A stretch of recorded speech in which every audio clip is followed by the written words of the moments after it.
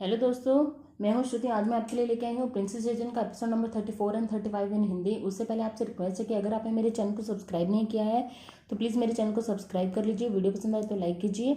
और चलिए अब हम शुरू करते हैं। एपिसोड की शुरुआत में दिखाते हैं कि वी गैंग कहता है कि इंपीरियल म्यूजियम में आग लगने के पीछे ज़रूर भी यानशुन का ही हाथ है।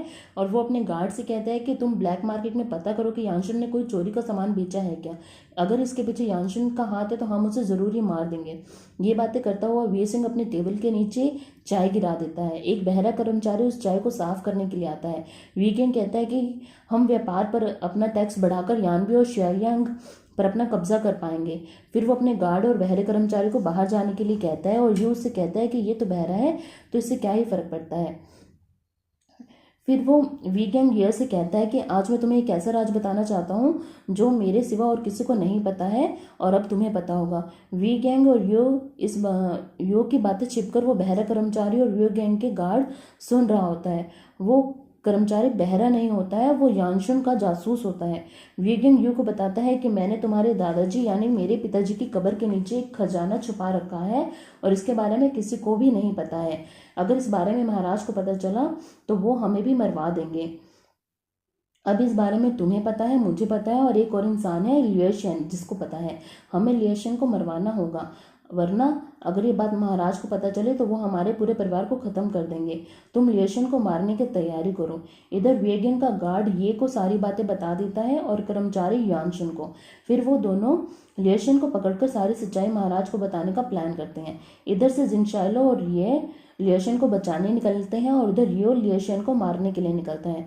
यो के सैनिक लिएशन पर हमला करते हैं। जिनशाइलो आकर उसे बचाती है। बीच में जिनशाइलो और लिएशन दोनों सैनिकों से घिर जाते हैं, तभी ये आकर उन दोनों को बचाता है। लिएशन मौका पाकर निकलता है तो यू उसे पकड़ लेता है और है कि ये उसे लात मारकर गिरा देता है। यू का मास्क उतर जाता है। ये उसे वापस जाने को कह देता है। जिनशाइलो के हाथ में चोट लगी होती है तो ये उसे पट्टी बांध देता है और लिएशन को बेहोश कर देता है। वी गैंग तक की खबर पहुंच जाती है कि ये ने लिएशन को पकड़ लिया है।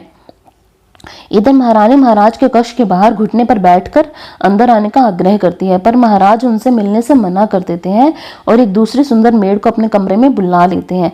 उन्हें चाहकर महारानी से कहते हैं कि ऐसा नहीं है कि महाराज आपसे प्यार नहीं करते हैं, पर वो अभी आपसे नहीं मिल सकते। उन्हें आपकी तबीयत की चिंता है, इसलिए वो आपको यहाँ से जाने के लिए कह रहे हैं।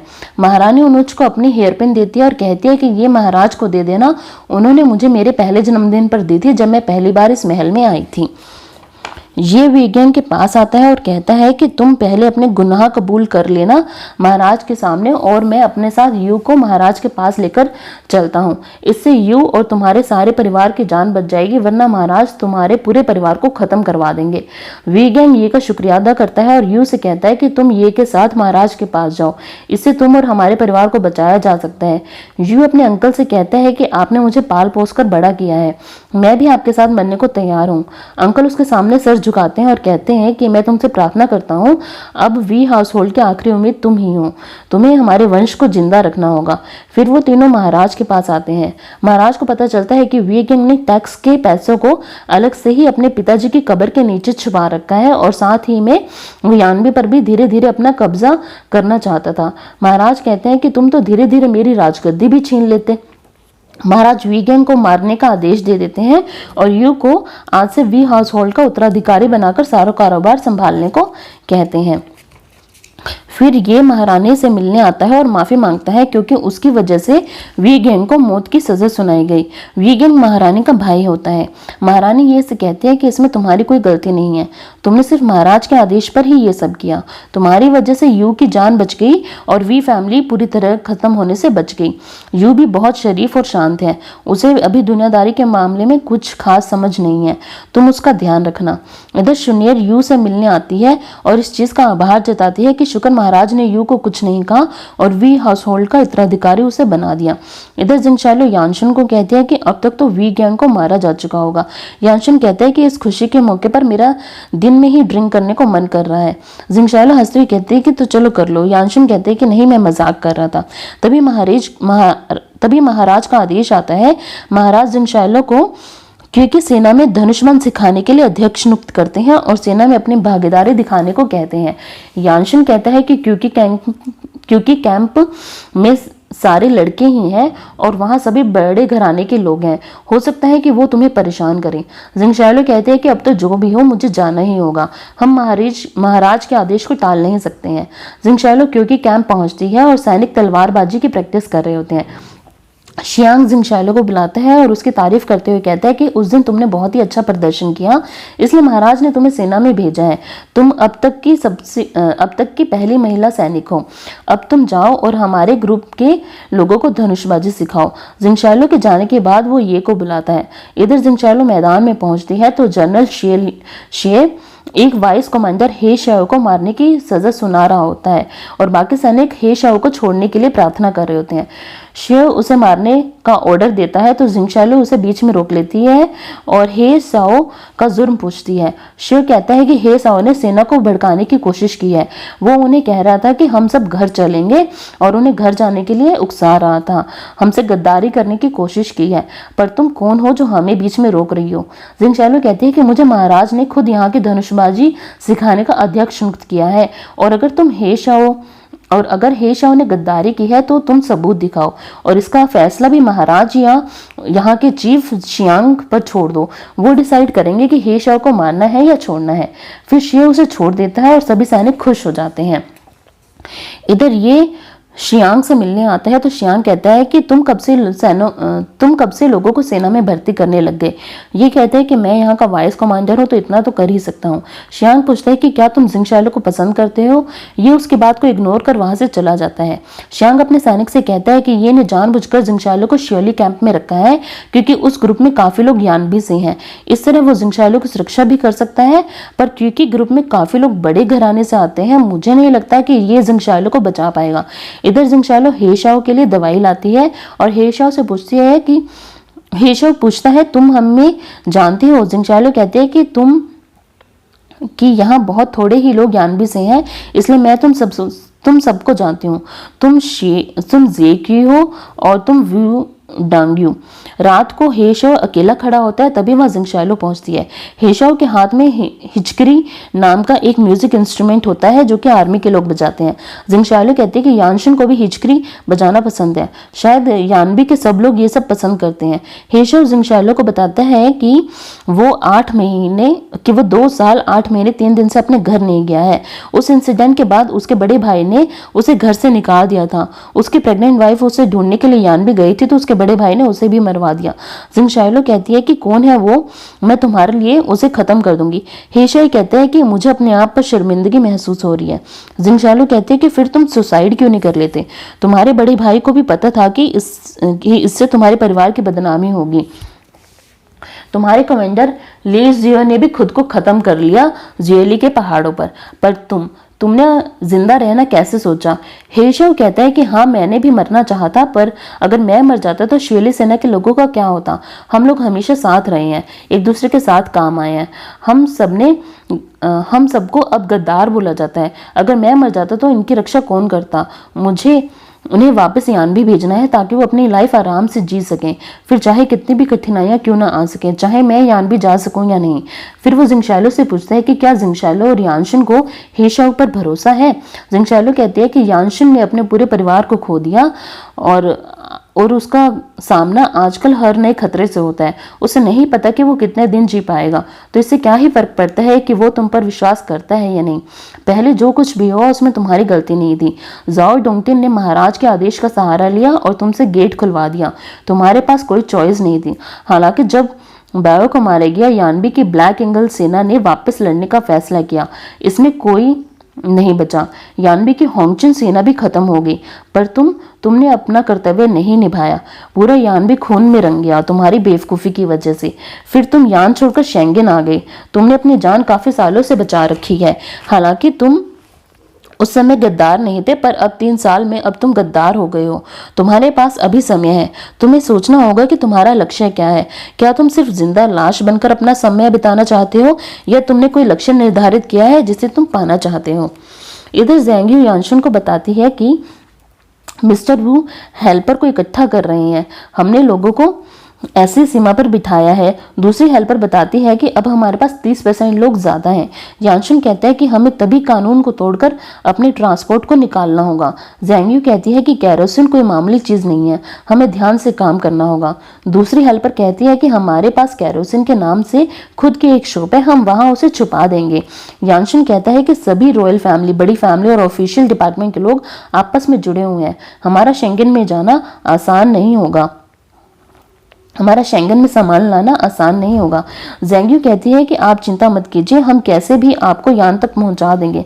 इधर शियांग महारानी से मिलकर वी गैंग के मरने पर अफसोस जताता है। वो महारानी से कहता है कि माना आप मेरी सगी माँ नहीं है, पर आपने हमेशा मुझे मेरे बेटे की तरह माना है। मुझे पता है कि महाराज अंकल के साथ ऐसा करने वाले हैं, मुझे पता होता कि महाराज अंकल के साथ ऐसा करने वाले हैं तो मैं उन्हें रोक देता। महारानी कहती है कि मेरे भाई को उसी के करने की सजा मिली है। शियांग कहता है कि थोड़े दिनों में लियांग राज्य का राजा यहाँ आ रहा है, हो सकता है कि पिताजी शुनेर का रिश्ता उससे पक्का कर दें। महारानी कहती है कि मैं शुनेर की शादी लियांग राज्य से मैं नहीं होने दूंगी, मैं उसका रिश्ता पहले ही किसी और से तय कर दूंगी।